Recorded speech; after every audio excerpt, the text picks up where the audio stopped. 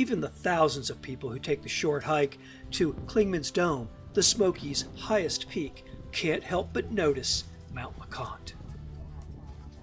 The massive bulk of the mountain dominates the horizon. There's no easy or typical trail to this summit, as you'll notice on the Alum Cave Trail at Arch Rock.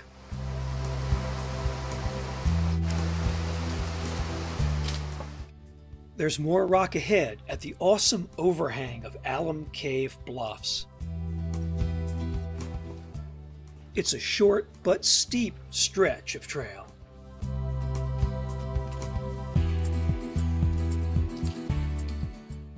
Head higher and higher on this ridge-encircled summit, and the trail basically becomes a ledge with cables for handholds.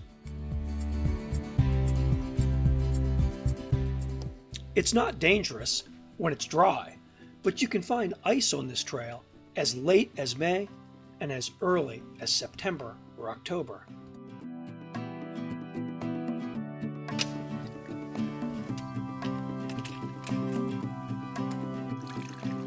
Finally, the click of trekking poles becomes the dripping dampness of the Canadian forest zone. Soon, a glance left reveals the welcome collection of cabins called LeConte Lodge.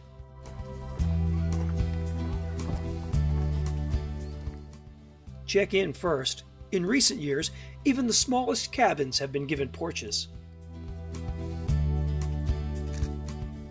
Drop your gear, then head a short distance away to Cliff Top, where great views often include acrobatic ravens.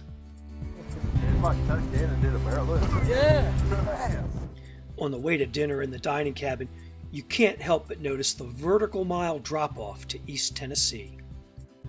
That Rocky Mountain-sized plummet only becomes more mesmerizing in the evening when the neon strip of Pigeon Forge glows far below. When it's time to slide under those Hudson Bay blankets in lamplight, cozy doesn't begin to describe the experience.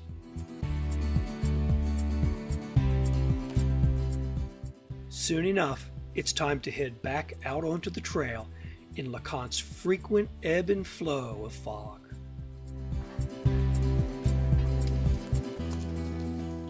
My party took off down the Boulevard Trail, so we peeked inside the Mount LeConte backpacking shelter.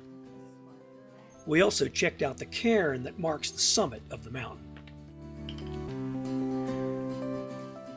As you meander down the beautiful boulevard toward the Appalachian Trail, keep your eyes peeled for the jump-off. It's a tremendous view from the main ridge of the Smokies. At the AT, we took time for pictures, then hiked the last leg back to Newfound Gap and civilization. Just one visit to LeConte and its lodge will convince you it's a peak Smokies experience.